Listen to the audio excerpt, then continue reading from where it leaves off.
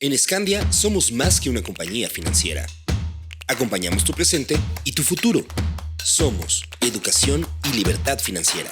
Te informamos, inspiramos, educamos y nos convertimos en tu confidente financiero. Si nos cuentas tus metas financieras, juntos creamos un plan que te ayude a lograrlas. Y si tienes tu propio plan, lo potenciamos.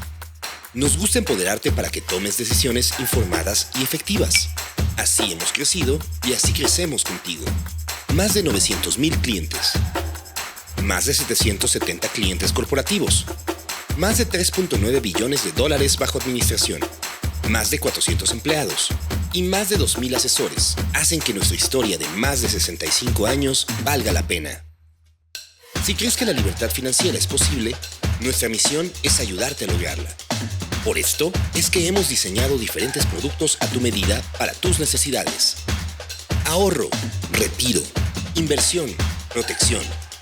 Y nuestra misión es lograr cientos, miles, millones de futuros llenos de libertad financiera por todo nuestro México. ¿Quieres vivir el reto?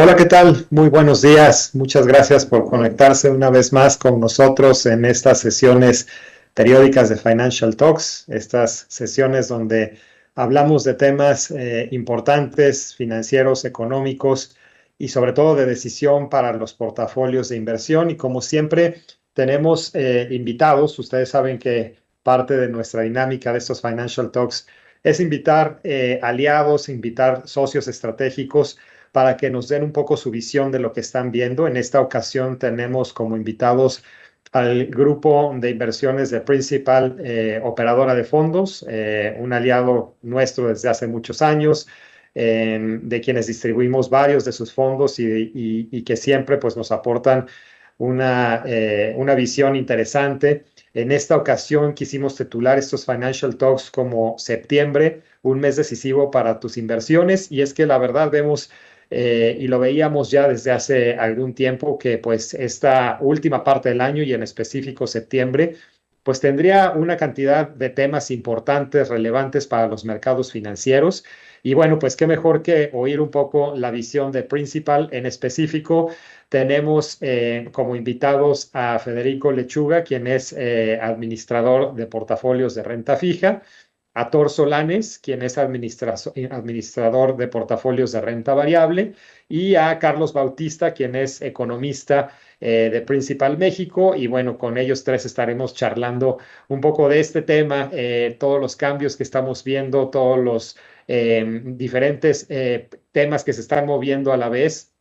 Y bueno, quisiera para entrar ya en materia, empezar preguntándole probablemente a Carlos, ¿cómo estás viendo el ambiente macroeconómico, no solo México, sino en general a nivel mundial? Creo que estos indicadores que llevamos tanto tiempo midiendo y viendo cómo se iban a evolucionar, pues realmente están moviéndose ya de forma importante. Estoy hablando de inflación, de crecimiento económico, y si a esto le agregamos más una cantidad de temas políticos, pues que andan por ahí rondando, creo que esto nos da como para hacer un buen abrebocas de lo que está ocurriendo en este mes. ¿Cómo estás viendo el tema, Carlos?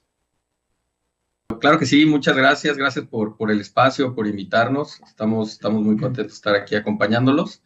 Y lo que mencionas es cierto, ¿no? Preparamos un par de láminas para apoyarnos un poco en la conversación, pero lo que dices es completamente cierto. El panorama económico ha estado muy bonito. Principalmente siempre hay que voltear a ver qué está pasando con los Estados Unidos, ¿no? Particularmente para México, pero principalmente también o particularmente en este ciclo económico donde el principal foco de crecimiento ha venido justamente de los Estados Unidos, ¿no? Recordemos que estamos viviendo un periodo de tasas elevadas que se derivaron por un periodo de inflación también alta, que pues eso ha llevado a que los bancos centrales, como acabo de comentarle, iniciaran un ciclo hace un par de años de apretamiento de las tasas de interés, y eso ha permeado la economía, ¿no? Ha sido un ciclo resiliente, y dicho esto, empezamos revisando dónde estamos parados, ¿no? En ese sentido, podemos ver aquí en la gráfica que, como acabo de mencionar, Estados Unidos ha sido el principal foco de crecimiento, y si vemos la gráfica superior izquierda, es el índice de sorpresas económicas de Estados Unidos, ¿no? El año 2023 fue de crecimiento fuerte en Estados Unidos. Se esperaba que a inicios de año ya la economía se empezara a desacelerar. Y lo que pasó, al menos durante el primer trimestre, fue en sentido contrario, ¿no? Estados Unidos empezó sorprendiendo al alza, y eso retrasó los posibles recortes de la tasa de interés de la Fed. Sin embargo, ya en el segundo trimestre del año, ya a mitades de año, el tono del comportamiento económico cambió, ¿no? Estados Unidos empezó a desacelerarse, las sorpresas económicas fueron siendo del lado negativo, y evidentemente empezó a haber preocupaciones por el ritmo de avance del desempleo, ¿no? Que se encuentra en niveles históricos. Aquí estamos viendo la gráfica y podemos ver que si bien es cierto que todavía está en niveles cercanos a los mínimos, pues sí empieza a verse una tendencia ligeramente al alza, ¿no? Y para los Estados Unidos, como igual a las economías desarrolladas, es muy importante lo que pasa en el mercado laboral, y eso empezó a ser la fuente de preocupación, ¿no? Sin embargo, también hemos visto que la economía, a pesar de esta desaceleración importante en el mercado laboral, la economía todavía se ha mostrado resiliente, ¿no? Incluso en la gráfica inferior izquierda tenemos el GDP Now, ¿no? Que es este pronóstico adelantado que hace del PIB la Fed de Atlanta, y ahí podemos ver que la economía, incluso en el margen, se ha empezado a revisar poquito al alza, ¿no? Más que apunte una aceleración, sino que más bien apuntando a que todavía la economía estadounidense, si bien es cierto que se está desacelerando, todavía le queda algo de gas, ¿no? En la siguiente gráfica vamos a revisar realmente qué tanto se ha desacelerado el mercado laboral, ¿no? Es la principal preocupación hoy en día en los mercados. El ritmo de desaceleración del mercado laboral nos va a llevar a una recesión o no, ¿no? Y podemos ver que otra vez, si bien es cierto que el mercado laboral está más débil, lo han mencionado diversos analistas. El propio presidente de la Reserva Federal, Jerome Powell, dijo que ya no van a tolerar más debilitamiento del mercado laboral. La realidad es que el mercado laboral se encuentra en niveles saludables todavía, ¿no? En la parte izquierda vemos los non-farm payrolls, que es las nuevas plazas de trabajo que se añaden a la economía, y si bien es cierto que han bajado desde su pico, pues todavía están en niveles muy por encima del promedio incluso, ¿no? Y definitivamente no compatibles todavía con niveles recesivos, que son esas barritas grises que podemos ver en la gráfica, ¿no? Otra de los indicios que nos lleva a tener un poco de cautela en términos del crecimiento económico estadounidense es que los despidos todavía no se han disparado, ¿no? Creo que el debilitamiento del mercado laboral ha venido por dos factores principales. Uno tiene que ver con que sí es cierto que hay menor demanda, o sea, las empresas están demandando menos mano de obra, pero a un ritmo todavía sólido. Y la otra tiene que ver con que ha habido una mayor oferta laboral, ¿no? Estos procesos migratorios que estamos viendo alrededor del mundo y que son particularmente importantes en Estados Unidos, pues han afectado a que haya más mano de obra disponible, ¿no? Ahora, la economía ha tenido la capacidad de absorber esos nuevos esa nueva oferta de trabajo, pero sí en el margen empieza a ser más débil, ¿no? Y pues eso nos lleva a decir, pues, qué viene hacia adelante, ¿no? En la siguiente gráfica hablamos un poco de inflación y política monetaria, que la inflación, que había sido el principal tema de preocupación en los últimos años, incluso a inicios de año, pues ya ha dejado de tener importancia para los mercados, ¿no? ¿Y a qué se refiere esto? Pues que es claro que ya las presiones son menores, que la tendencia de la inflación va hacia abajo, que incluso Powell en su reunión de Jackson Hole, ¿no? Esta reunión anual que es muy importante para los bancos centrales, pues el titular en todos lados fue "The time has come", ¿no? El tiempo ha llegado para bajar las tasas de interés, justamente apuntando que ahora sí hay confianza, ven más confianza para que la inflación converja a sus niveles objetivo, y que entonces el foco está en el mercado laboral, como acabo de mencionar, ¿no? Esto nos lleva a pensar pues que la siguiente semana, que es la decisión de política monetaria de la Fed, habrá un recorte de 25 puntos base. El mercado estaba ahí que si 50-25, nosotros estamos más del lado de que va a ser de 25, justamente porque la economía no amerita un corte de 50, ¿no? Eso pues encendería alarmas de que las cosas van mal de lo esperado, y no me parece que las cosas estén así. El cuadrito lo que nos dice es qué espera el mercado, ¿no? ¿Qué espera el mercado en las siguientes reuniones? Y es la probabilidad agregada de recortes, ¿no? Para los diferentes niveles de tasa. En el primer renglón justamente podemos ver pues, que el mercado trae priceado un recorte de 25 puntos base con un 85% de probabilidad. Me parece que eso es lo que va a acabar pasando. Y sobre todo a finales de año, ¿no? En el tercer renglón podemos ver pues, que el mercado trae priceado pues, un poco más de 4 recortes, ¿no? Y nosotros creemos ahí, eso nos lleva a la segunda parte, creemos que el mercado está un poco adelantado, creemos que sí hay espacio para recortes y serán 2 o más bien 3 recortes, un recorte de 25 puntos base en la tasa de interés de Estados Unidos, y creo que el mercado se irá moviendo hacia esta posición, ¿no? Digo, sin entrar más en detalles, Federico nos platicará un poco más de las implicaciones que eso tiene para los assets en particular de renta fija, pero ya que podemos entender cómo está el panorama económico en Estados Unidos, nos lleva a hablar de México, ¿no? ¿Qué es lo que está pasando con México? Y aquí el panorama es distinto. ¿Y a qué me refiero? Es que aquí más bien la economía ha sorprendido a la baja, ¿no? Ya llevamos pues, prácticamente desde finales del 2023 con sorpresas negativas en el crecimiento. Es muy clara la tendencia hacia abajo, vaya, de la actividad económica. Y esto viene explicado pues, principalmente porque los dos motores del crecimiento se han ralentizado, ¿no? Y han disminuido a una velocidad importante. Estos dos motores tienen que ver con la demanda interna, en particular con la inversión y el consumo privado, que es la gráfica de la derecha, donde vemos que pues, hace incluso un par de meses la inversión estaba creciendo a doble dígito y ahora ya está pues, muy cerca de crecimientos cercanos al 1%, ¿no? El consumo privado el año pasado estuvo creciendo una tasa real del 5%, ahora el crecimiento está alrededor del 2,5%, o sea, sí es importante la velocidad con la que se ha desacelerado la economía y a pesar de un entorno favorable, ¿no? Porque venimos de un entorno todavía de crecimiento de Estados Unidos, que eso debería ser positivo para la economía mexicana, y una primera mitad del año donde se ha visto un enorme gasto fiscal, ¿no? Relacionado con terminar las obras de infraestructura y relacionado con el gasto corriente, pues asociado también a las elecciones. Y eso, pues no alcanzó a compensar este menor dinamismo en la economía y sí empieza a preocupar el ritmo de crecimiento, ¿no?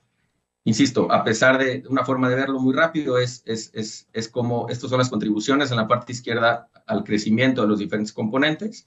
Si nos enfocamos nada más en el gasto público, que es la barra muy chiquitita de color como azul claro, pues podemos ver que antes de la pandemia esa aportaba negativamente al crecimiento, ¿no? Es decir, los niveles de inversión pública habían sido muy bajos y eso restaba ímpetu al crecimiento. Lo que ha pasado después de la pandemia con el enorme impulso fiscal ha sido que te ha aportado positivamente al crecimiento. Incluso este año se tiene presupuestado un déficit del casi 6% del PIB, que sería el mayor en 30 años. Y en este escenario, la economía ya no está creciendo a los ritmos que venía creciendo, ¿no? Y hacia adelante, ¿qué esperamos?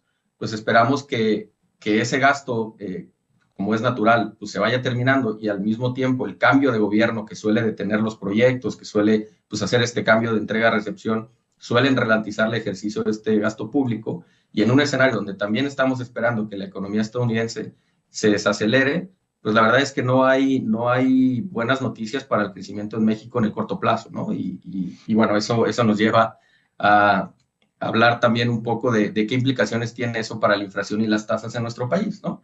La inflación, pues apoyada después de un verano con incrementos, con sorpresas negativas que estaban asociadas a efectos temporales, la sequía, los precios agrícolas se fueron al alza y eso pues levantó presiones en los precios.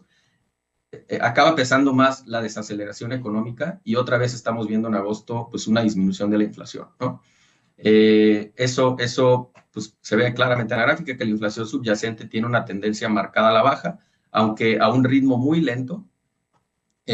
Y eso pues da espacio a que Banco de México pueda seguir bajando su tasa de interés, ¿no? Recordemos que en el año ya llevamos 2 recortes de 25 puntos base, la tasa está 50 puntos por debajo de lo que estaba a inicios de año, y con la expectativa de que la Fed recorte, con la expectativa de que el crecimiento ya no va a ser un problema para la inflación y que la inflación pueda seguir lentamente convergiendo a los niveles objetivos de Banco de México, pues está completamente abierta la puerta para que Banxico pueda continuar reduciendo el nivel tan restrictivo que está, ¿no? Otra forma de verlo es en la gráfica de la derecha, donde vemos la tasa real ex ante de Banxico, ¿no? ¿Qué es esto? Es la tasa de Banxico quitándole las expectativas de inflación en los próximos 12 meses, ¿no? Dado que las expectativas están ancladas, como decimos los economistas, ¿no? Están estables, pues, y la tasa pues, se ha mantenido en niveles elevados, pues eso nos lleva a una tasa real bastante alta, ¿no? Como se puede ver en la gráfica, está en máximos históricos. Entonces, hay espacio para que todavía bajes la tasa de interés y quedes todavía en niveles restrictivos en términos de la tasa. Eso, dado que todavía vemos algunos riesgos y algunas presiones a la inflación, no para que se acelere, pero sí para que la convergencia sea cada vez más gradual, ¿no? Clarísimo, Carlos. Creo que pues ahí esa parte creo que es bastante clara y como comentas, creo que vamos a dar paso a que Federico nos cuente un poco de lo que está viendo desde las oportunidades, probablemente de la parte de renta fija. Probablemente si quieres hacemos eso. Veo que traes unos slides de la parte política. Si quieres esa la pasamos para una segunda intervención tuya. Pero Federico, entonces, a final de cuentas, lo que se ve es que sí hay este potencial de disminución de tasas tanto en México como Estados Unidos. Sabemos que este potencial de disminución de tasas, pues típicamente, pues es, por así decirlo, un poco de gasolina, sobre todo a las inversiones de renta fija de mediano, de largo plazo, que ya venían pues varios meses como muy aletargadas, pues porque al final estas disminuciones de tasas las esperábamos que se dieran mucho antes, por los temas que ya comentó Carlos, un crecimiento resiliente, una inflación bajando, pero no necesariamente tan rápido, pues nos tardamos. Pero parece ser que ya el momento de las bajadas de tasas en México y en Estados Unidos llegó. ¿Qué implicaciones tiene eso para los portafolios, para las inversiones en renta fija que tú manejas?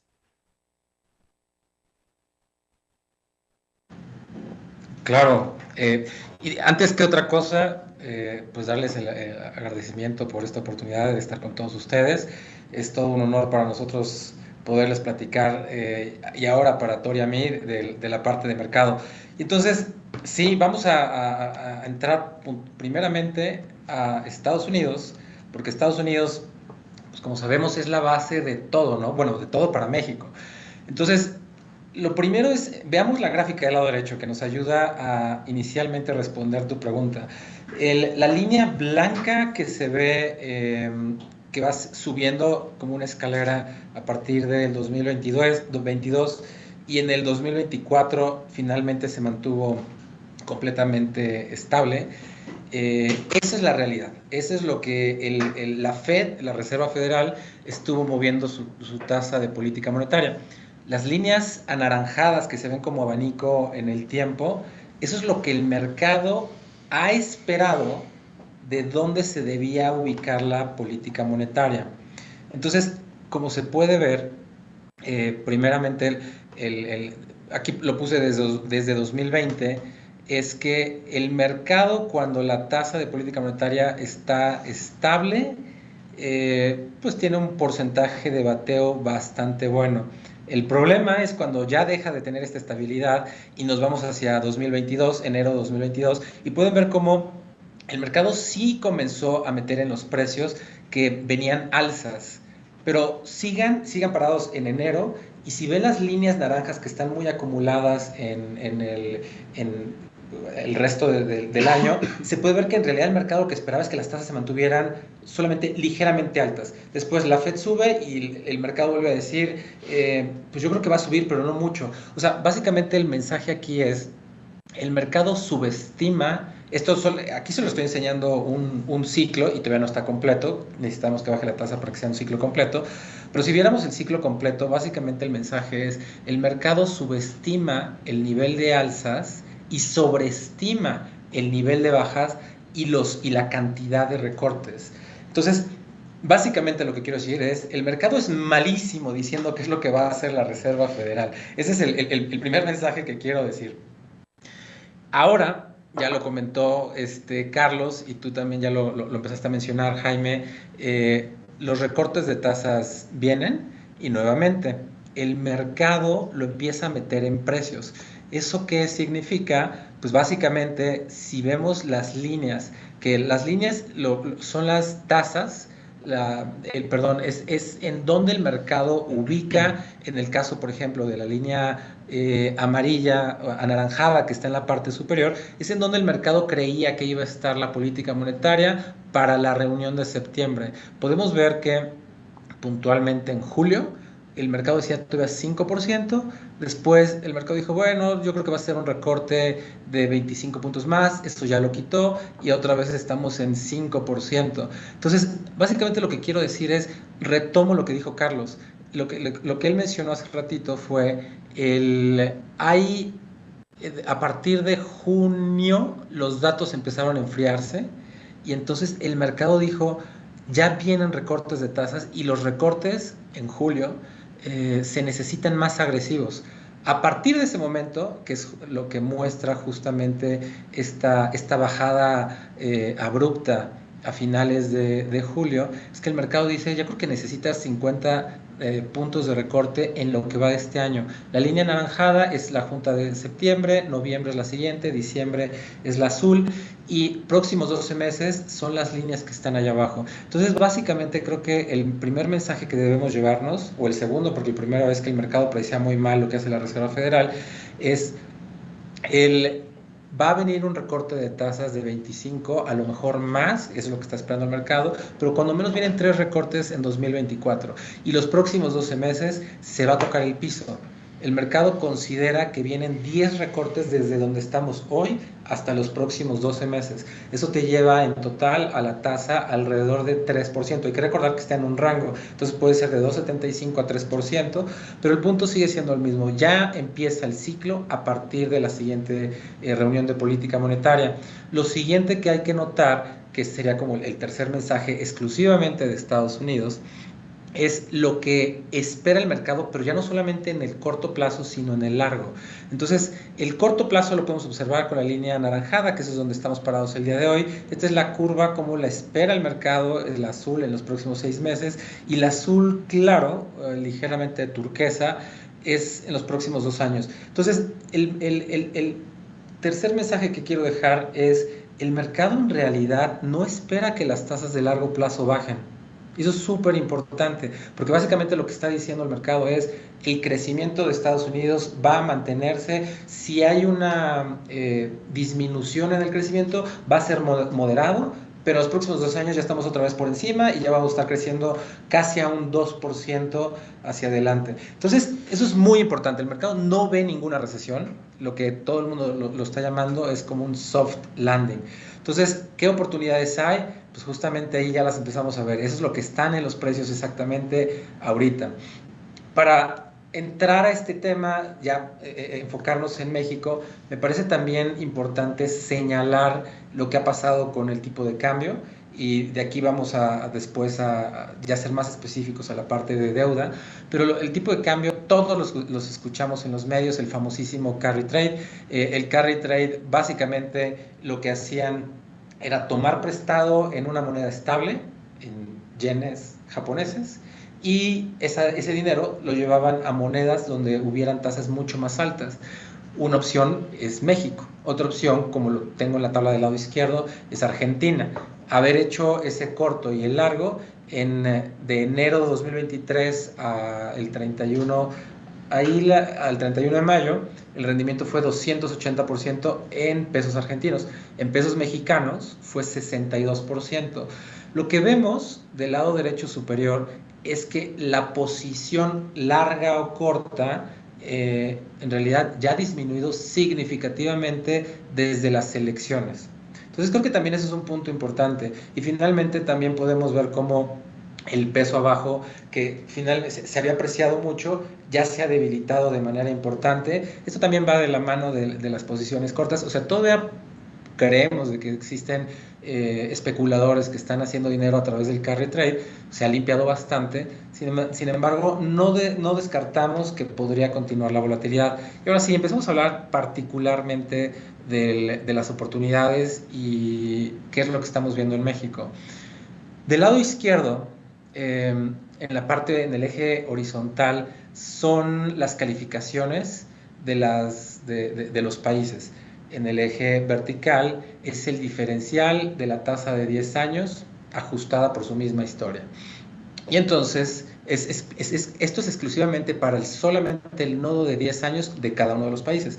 Este tipo de análisis básicamente lo que te dice es barato, caro, con base en tu calificación. Y entonces, si observan, hay un recuadro punteado. En ese recuadro punteado es donde está México. Y México, como lo está poniendo, esta es una gráfica que tomé prestada de Morgan Stanley, como lo hizo ese analista, es que puso a México en un triple B. Y triple B hay que tomar en cuenta que S&P nos tiene en triple B más, Moody's nos tiene en triple B y Fitch nos tiene en triple B menos, todos con un outlook estable. Sin embargo, México se ve en un triple B en un nivel barato. Entonces, lo siguiente que podríamos preguntarnos es, bueno, si en lugar de ver a México por la calificación triple B, lo viéramos por el spread, es decir, nos movemos buscando en qué nivel México se encuentra en un nivel justo o en un nivel correcto, podemos movernos hacia la derecha y encontraríamos que este nivel justo se encuentra alrededor de triple B menos o doble B más. Y hay que ser muy enfáticos en eso. Doble B más o triple B menos es la última calificación dentro del universo grado de inversión. Doble B más ya eres considerado dentro del universo de países especulativos. Entonces, México en los niveles que está actualmente operando, está en niveles que están en esa rayita de especulativo, posiblemente pierdas el grado de inversión. Ahí es en donde está operando la curva local, puntualmente el nodo de 10 años. Desde mi punto de vista, desde el punto de vista de Principal, creemos que no vamos a perder el grado de inversión, pero sí se está deteriorando el posicionamiento y la prima por riesgo de los inversionistas definitivamente está creciendo. Eso, la prima por riesgo, la podemos ver del lado derecho. Aquí puse el diferencial del bono en pesos de 10 años contra el bono del tesoro de 10 años, y esto básicamente nos habla prima por riesgo México en pesos. Y lo que podemos ver de una manera muy sencilla es que si lo dividiéramos por sexenios, del 12 al 18, del 18 al 24, y bueno, hacia adelante, los niveles promedios son muy diferentes. Puse una línea horizontal en 370 puntos, ese 303.69, lo que significa es el promedio en donde estuvo de 2012 a 2018. Ese era el riesgo que se percibía, la prima por riesgo que los inversionistas exigieron durante esos 6 años. Después, en los siguientes 6 años, del 18 al 24, se exigió una prima promedio de 535 puntos, y bueno, eso ya se superó. El punto amarillo es el último, 575. Nuestro punto de vista es que si solamente asociáramos riesgo local México, porque el punto más alto, este 669, cerremos los números a 670, está relacionado al COVID y todo lo que pasó en COVID. Pero el punto anterior, esto que estoy señalando, en realidad es específico México cuando el presidente, todavía el que está en turno, decide cancelar el aeropuerto y el mercado mexicano se asustó pensando en que podría venir una debacle para los próximos 6 años. La debacle no ocurrió y entonces llegamos a estos 620 puntos. Desde nuestro punto de vista, este nivel donde estamos operando el día de hoy, estos 575, definitivamente son un nivel que están mucho más barato que antes.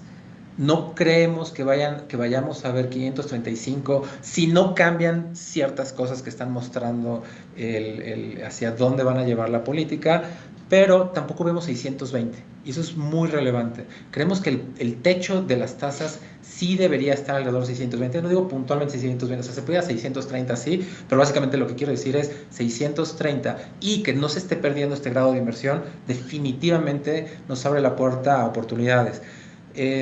Del lado de Banco de México voy a enfatizar, el ciclo de baja de tasas desde nuestro punto de vista ya comenzó en agosto, una junta tras otra. Algo también súper importante mencionar es que antes de largo plazo considerábamos a México, la tasa de largo plazo para México era entre 6,5 y 7,5, y observen lo que el mercado está poniendo en precios para los próximos 2 años, 8%. y nosotros coincidimos con ese 8. Ya no vemos el 6,5 ni cerca. Otra vez, tendríamos que ver que se llevan hacia otro lado las finanzas. Como lo estamos viendo hoy, no vemos ni el 7,5, lo vemos más hacia un 8%, pero el punto es, las tasas van hacia abajo y el ciclo comenzó. El último punto que quiero mencionar de deuda es las oportunidades que vemos para todos los portafolios. Justamente la gráfica del lado izquierdo, en donde se ve que pongo una línea roja que muestra cuánto subieron las tasas. La línea verde que está hasta abajo es inicio de año, la que está hasta arriba es justamente hace 1 mes y medio, 2 meses y medio, y después la que está en medio, ese es hoy. Creemos que ya se ha ajustado bastante la curva, pero tenemos un riesgo, una prima por riesgo todavía muy alta. Y no solamente ahorita está muy alta. Voy a hablar de las tasas de largo plazo, las tasas forward, y las tasas forward, que es la misma explicación que vimos en la parte de Estados Unidos. Aquí la gran diferencia es que no estamos viendo que la zona de largo plazo, puntualmente donde está esta flecha roja, no está pegada a la actual, está por encima de la actual. En los próximos 6 y 2 años, ¿cómo interpretamos eso? Pues que la prima por riesgo se está quedando de manera estructural. O sea, el mercado financiero mexicano en su totalidad dice, México ya tiene otra realidad y entonces hay que tener cuidado. Desde nuestro punto de vista, el nivel que tienen estas tasas, puntualmente dentro de 2 años, está exagerado. Estar hablando de una zona de 10 años, cerremos los números a cosas muy sencillas. El de 10 años esté en 9,80, casi en 10%, es excesivo, al menos que se pierda el grado de inversión. Si no se pierde el grado de inversión, que ese es nuestro escenario base, cuando menos no en los próximos 2 años, la curva de mediano y largo plazo deberían estar baratas hoy. Lo que sí vemos es que hay que ser muy cuidadosos y hay que ser muy enfáticos en esto, Jaime. Los portafolios, todos los clientes que puedan ir a mediano o largo plazo, nosotros creemos que hay grandes oportunidades de corto, porque definitivamente se exacerbó la venta, y en el corto plazo esto debería irse moderando. Siempre hay una frase en las finanzas que siempre usamos, que es buy the news, sell the fact. O sea, eso significa que cuando viene todo el ruido es cuando armas posiciones, y cuando, o sea, el ruido me refiero a las noticias, pero cuando ya ocurre verdaderamente el evento, justo como la reforma judicial que ya fue aprobada hace rato, en realidad estamos viendo que las tasas están bajando, que el tipo de cambio se está fortaleciendo. A eso me refiero con el hecho. Entonces, desde nuestro punto de vista, hay oportunidades de corto plazo, sí podemos hacer bastante dinero de aquí a los próximos 12 meses, pero hay que ser cautelosos en cómo lo vas posicionando. Y de esta manera, Jaime, vemos las oportunidades para los portafolios de deuda y en qué lugares de la curva creemos que también hay valor.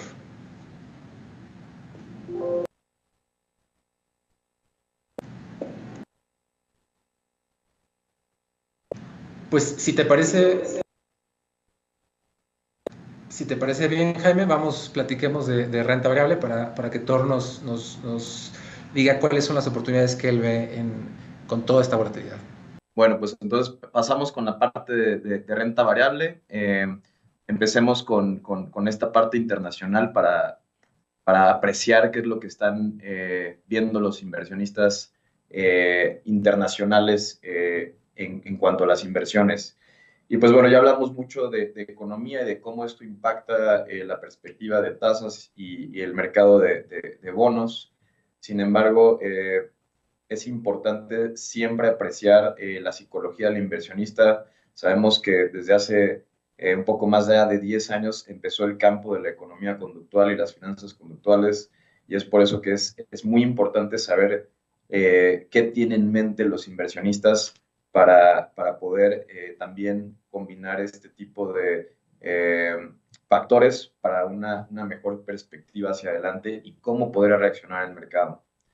Entonces, empezando con el gráfico de la derecha, pues podemos apreciar cómo hay bueno, para empezar, estas dos son gráficas como resultado de una encuesta que hace cada mes a todos los operadores globales de inversiones, el Bank of America. Es una encuesta muy grande a nivel global y que abarca todas las regiones, América, Europa, China, Medio Oriente. Entonces podemos tener una perspectiva completa de lo que piensan los inversionistas. Entonces, regresando en la gráfica de la izquierda, podemos apreciar que es que la correlación o la relación entre lo que piensan los inversionistas de cómo va a estar la economía con respecto a lo que está dando de rendimiento el S&P, que es el principal índice que sigue Estados Unidos, o el principal índice de Estados Unidos más bien, pues tiene una relación muy parecida. Y para el mes de agosto, es decir, apenas el mes pasado que salió esta encuesta, vemos como gran porcentaje de inversionistas a nivel internacional creen que la economía va a estar más débil. Y esto, sin duda, hizo que el mes pasado hubo una gran volatilidad en el mercado financiero y hizo que el S&P tuviera un declive el mes pasado. Hoy en día se ha recuperado en parte el S&P, sin embargo no se ha recuperado del todo, pero porque precisamente lo que ya habló Carlos y Federico, pues es que sí hay señales de que la economía se está desacelerando en Estados Unidos. Entonces, bueno, y por consiguiente, en el lado de la derecha vemos otra gráfica que es, le preguntan a los inversionistas globales cuáles son los principales riesgos que ustedes ven para el entorno financiero. Y antes de agosto, el principal riesgo era un conflicto geopolítico. Hemos visto que se han desatado conflictos, guerras internacionales en Ucrania y en Israel. Entonces, por lo tanto, estos eran los principales riesgos que los inversionistas veían a nivel global, porque de desatarse un escalamiento de la guerra, pues muchos historiadores han llamado que podría ocurrir la Tercera Guerra Mundial, y esto pues detona precios del petróleo elevados, recesión. Sin embargo, pues bueno, hemos dejado atrás la preocupación por los conflictos geopolíticos, y para el mes de agosto, pues es un incremento muy relevante el riesgo de recesión que todo el mundo está viendo a nivel internacional en Estados Unidos. Y Estados Unidos, pues es el mercado más grande de acciones y normalmente pone el tono a nivel global pues, de un riesgo o de un mercado optimista, un mercado pesimista en todo el mundo. Entonces, pues pasando a la siguiente lámina, pues cómo está la situación hoy en día en el mercado de equities. Pues aquí traje dos gráficas que muestran mucho cómo funciona el comportamiento de las acciones. Y si vemos nosotros el principal índice de acciones en el mundo, que es un índice que sigue todas las acciones en el mundo con diferentes composiciones, donde Estados Unidos pues es el principal componente, pero también incluye Europa, Japón, China, mercados emergentes. Este índice de acciones sigue muy de cerca las revisiones de utilidades para los siguientes 12 meses. Y esto, pues, recordemos que en inversiones siempre estamos viendo a futuro, entonces por eso, pues, los índices están viendo cuáles son los cambios en las utilidades esperadas hacia el futuro. Y podemos ver una relación muy importante entre las valuaciones de este índice, que por eso estamos observando la relación entre la línea negra, que son las revisiones de utilidades, y la línea azul, que son los cambios en los múltiplos de evaluaciones de las acciones de este índice, y están muy correlacionadas, siguen una a la otra. Entonces, hablando de un panorama económico, como lo pintó Carlos y Federico, donde se empieza a hablar de revisiones de tasas a la baja por una posible desaceleración económica, pues tal vez las revisiones de utilidades de las empresas también vengan a la baja. ¿Y esto qué quiere decir? Que también podrían las valuaciones de renta variable seguir esta trayectoria, porque ha sido una relación bastante cercana en los últimos 30 años de ambos factores. Entonces, pues hacia adelante nosotros estamos algo cautelosos, estamos viendo el panorama en renta variable algo cauteloso porque las revisiones de utilidades hacia adelante podrían venir a la baja. ¿Y cómo están las valuaciones hoy en día? Del lado derecho, pues podemos apreciar que las valuaciones de acciones en diferentes mercados varía, es muy diferente. Y empezando por el primer mercado que ponemos aquí, que es Estados Unidos. Y tú sabes, Jaime, desde hace, ya llevamos desde inicios de año con valuaciones altísimas en Estados Unidos. El punto anaranjado, que está en 20 veces precio-utilidad, estamos aquí hablando de múltiplos de precio-utilidad para cada mercado. Pues en Estados Unidos está muy por arriba de este punto anaranjado sobre lo que es el punto gris, que es el promedio histórico, la mediana histórica, y el rango azul, que pues son los cuartiles que están a la mitad de la evaluación histórica de este mercado. Entonces, pues podemos apreciar que estamos muy, muy por arriba de los promedios históricos, estamos en evaluaciones extremadamente caras en Estados Unidos. Y pues mucho se habla de que son 7 empresas y que es el sector de tecnología. Sin embargo, cuando excluimos todavía este múltiplo de tecnología, seguimos viendo que estamos por arriba de los promedios históricos en Estados Unidos. Entonces, pues sin duda, esta región es la más, presenta las valuaciones más caras en el mundo, que es Estados Unidos. Y esto, pues, precisamente arroja que el índice global de acciones esté por arriba de sus promedios históricos, como lo vemos en la tercera columna de esta gráfica. Las valuaciones de renta variable a nivel internacional están relativamente caras, entonces, pero es precisamente por Estados Unidos, ¿no? Y ahora volteando a ver a otros mercados como Europa y Japón, pues Europa y Japón después de agosto ya no se ven extremadamente caros. Vemos, por ejemplo, que Japón, que estaba en promedios, sus valuaciones en promedios históricos altos, ahora se encuentra tal vez un poco abajo de la media histórica. Y Europa lo vemos muy en línea con su promedio histórico. Entonces, pues esto hace que tal vez estos mercados ya no se encuentren en posiciones tan extremas. Sin embargo, el riesgo, lo que hablábamos hace rato, pues es que el riesgo de una recesión en Estados Unidos en renta variable le pega a todos los mercados. Y finalizando nada más mercados emergentes, que es la penúltima columna, vemos mercados emergentes también cotizando un múltiplo muy en línea con su promedio histórico. Entonces, con esto pues cerramos la perspectiva de evaluaciones. En resumen, Estados Unidos está caro, los demás países ya están relativamente a un nivel razonable con su promedio histórico, pero por algo, ¿no? Porque el riesgo de recesión cada vez está en aumento y los inversionistas en renta variable lo tienen muy, muy en la mente. Entonces, pasando a qué ha pasado en los últimos meses y en el último trimestre, pues dentro de estos índices vemos una rotación dentro de los sectores de la economía y vemos cómo los inversionistas de renta variable están favoreciendo ciertos sectores, Jaime. Están favoreciendo el sector de servicios de gobierno, que son luz, agua, y otros servicios de gobierno, el sector de bienes raíces y el sector de consumo básico. Estos son los sectores que han tenido el mejor rendimiento desde el segundo trimestre de este año en Estados Unidos. Esto es para Estados Unidos.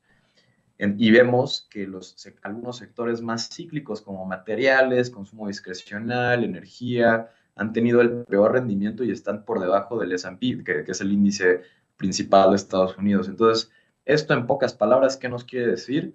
Que los inversionistas de renta variable están pensando están favoreciendo y están comprando acciones más defensivas para sus portafolios, están rotando de un primer trimestre muy fuerte, porque aquí también podemos apreciar en las barras de color azul claro el rendimiento en el primer trimestre y vemos que lo que más dejó pues, fue tecnología, fue el sector de telecomunicaciones, que tiene un alto componente de tecnología.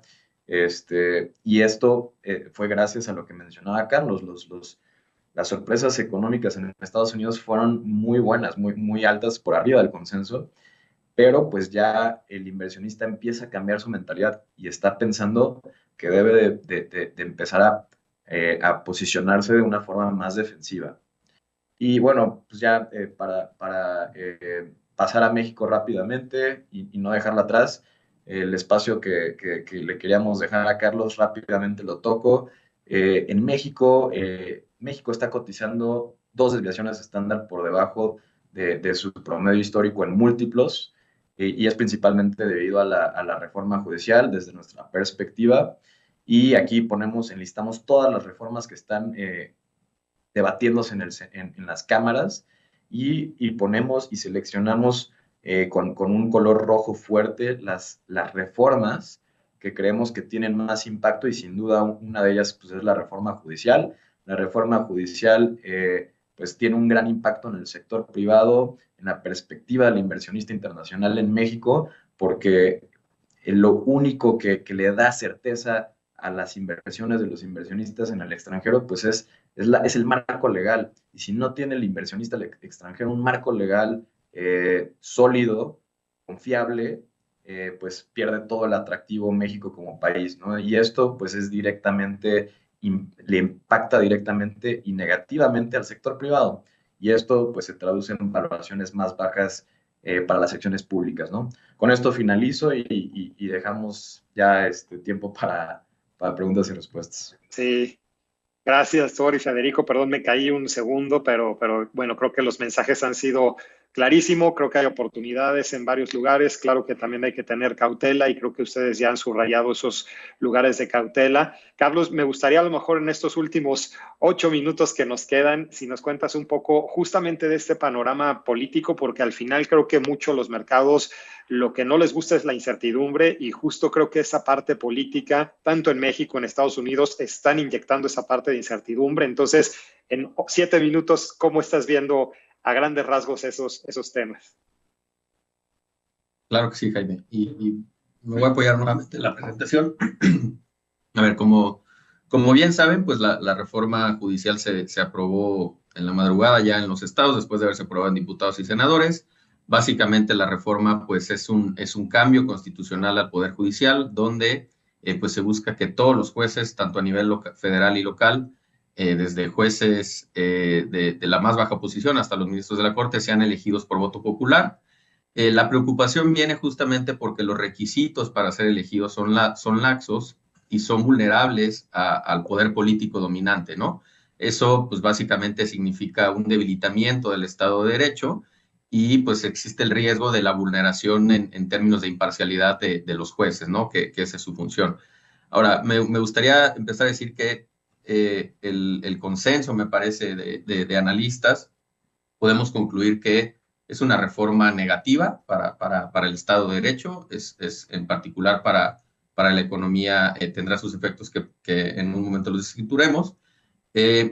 También me parece que hay otra parte después de que esto se aprobó, donde, o sea, queda una batalla, por así decirlo, ¿no? Y esta batalla tiene que ver con las famosas leyes secundarias, ¿no? Bien dicen que el diablo está en los detalles, y me parece que ahí hay espacio para poder tener ciertos controles adicionales en términos de que pues lleguen jueces capacitados y demás, o que se pueda de alguna forma encontrar un espacio para no destruir por completo la famosa carrera judicial, que es como hasta el día de hoy se eligen los jueces, sobre todo a nivel federal, ¿no? Independientemente de las leyes secundarias, ya está muy claro en la reforma que en 2025 se va a elegir la mitad de los jueces junto con todo el pleno de la Suprema Corte, y en 2027 se elegirían el resto de las posiciones. Ambos se espera que sean, digo, ya se anunció incluso que sean organizadas las elecciones por el INE, ¿no? Entonces, bueno, de eso va la reforma. ¿Qué impactos económicos podemos esperar? Yo creo que hay que dividirlos en los temas que toca, y sobre todo el plazo en el que esto se puede materializar, ¿no? El primero sería pues el impacto que tiene en volatilidad financiera y riesgo país, que eso definitivamente se da en el corto plazo. Es más, ya se dio, ¿no? Ya creo que dedicamos tiempo bastante para explicar en la parte de renta de renta fija, de deuda, cómo las tasas se han subido, pues anunciando que el país se percibe como más riesgoso respecto a lo que se tenía pues a inicios de año incluso. Y también en renta variable, pues Thor nos platicó un poco cómo al menos en México sí el impacto pues se ha anticipado y la bolsa pues ha caído de manera importante, asociada también o en conjunto con el debilitamiento del tipo de cambio, que pues eso también le pega al rendimiento en pesos, ¿no? Entonces, eso sería como que el primer impacto que ya se dio y que no descartamos que hacia adelante todavía pueda haber algo adicional, ¿no? Creemos que la mayor parte ya está descontada, ¿no? Ya se refleja, pero no descartamos porque pues estos eventos son inciertos también, que pueda materializarse. Ahora, un poco todavía en el corto plazo, otro de los efectos tiene que ver pues con que ha habido anuncios, al menos de pausa, ¿no? En el mejor de los casos, de pausa de inversiones, a ver pues si esto se aprobaba, si cómo se iba a ver, y evidentemente también hay pausa por lo que puede pasar en Estados Unidos. No todo está relacionado exclusivamente a un riesgo México.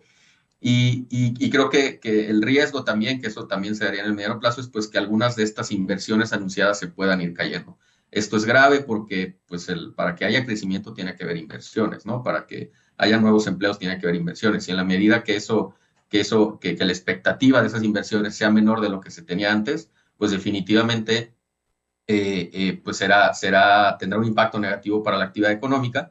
Otro de los efectos que creemos y que será en el mediano plazo, particularmente 2026, es que viene la revisión del Tratado de Libre Comercio, ¿no? Esa ya estaba agendada desde que se aprobó que en el 2026 iba a haber una revisión. Todo apuntaba a que pudiera ser una revisión más suave. Evidentemente dependía también si gana Trump o Kamala Harris, que ese será un factor adicional.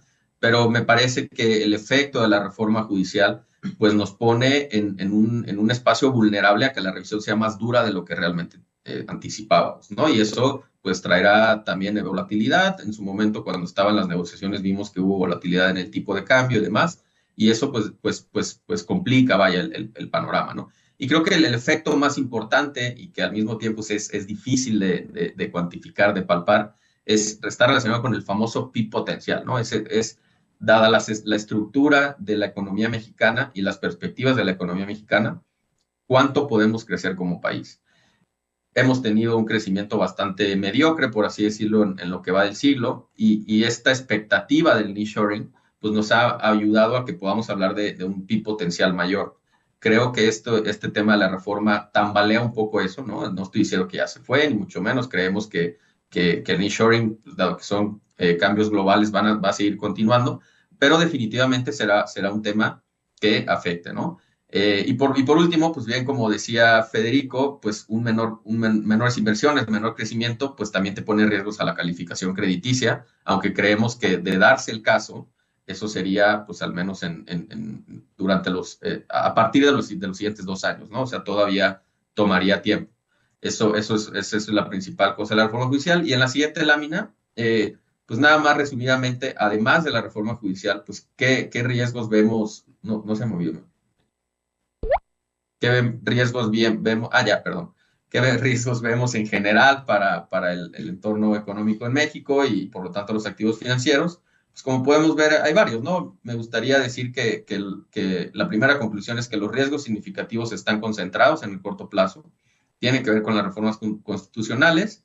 En el eje de los X vemos cuándo creemos que se puede materializar esto. En el eje de las Y podemos ver el nivel de riesgo que tiene, y el tamaño de la bolita es pues la probabilidad también de impacto, ¿no? Entonces, las reformas constitucionales son en el corto plazo, ya se dieron, lo ponemos más chiquito porque pues justamente ya está mucha parte descontada. ¿A qué ponerle atención? Vienen las elecciones de Estados Unidos, que al menos al día de hoy pues están muy pegaditos, ¿no? Ambos candidatos. También nos preocupa el crecimiento, que como ya dije, pues se aceleró antes de lo esperado y hacia adelante, pues no hay pues estos motores ya se desaceleraron, vaya, ya se quitaron, y no hay ningún driver que pueda impulsar eso, al menos en el corto plazo, y se antoja un inicio de administración complicado, que suele ser así, ¿no? También, pero pues en un escenario donde también se va a recortar el gasto, al menos ya lo anunció el siguiente gobierno, porque el déficit está muy alto, pues eso también es un obstáculo para el crecimiento. Nos preocupa justamente lo que pueda pasar con el déficit fiscal. Los conflictos geopolíticos no se han acabado de disipar, y evidentemente, pues en el mediano plazo, la relación bilateral con Estados Unidos ante estos cambios, la revisión del TEMEC, y bueno, ya un poquito más a largo plazo, pues Pemex sigue siendo un problema, ¿no? Y evidentemente, pues lo que pueda pasar con la calificación crediticia de México, ¿no? De acuerdo, Carlos, clarísimo. Pues bueno, se nos está acabando el tiempo, pero bueno, creo que han sido mensajes súper poderosos en cuanto a lo que hay de oportunidades, claramente también lo que hay de riesgos. Creo que también la conclusión es, hay muchas historias por continuar viendo cómo se desarrollan en los siguientes meses y eso podrá profundizar las oportunidades. Eso probablemente hará que algunos riesgos que hoy no vemos inclusive emerjan o que hoy vemos como riesgos altos puedan terminar por moderar su potencial impacto. Pero bueno, esto al final nos deja como una historia que seguirá. Digamos que tenemos que continuar con los siguientes meses, desarrollos de todos los temas que ya comentaron, potenciales cambios en la calificación en el mediano largo plazo, pero antes de eso ver cómo se impactan todos los cambios políticos, al mismo tiempo los temas de evaluaciones que Thor comentó. Estamos claramente entrando a una fase de disminución de tasas y eso lo vamos a estar viendo sobre todo en los productos de más corto plazo. Y bueno, con esto creo que pues podemos ir cerrando.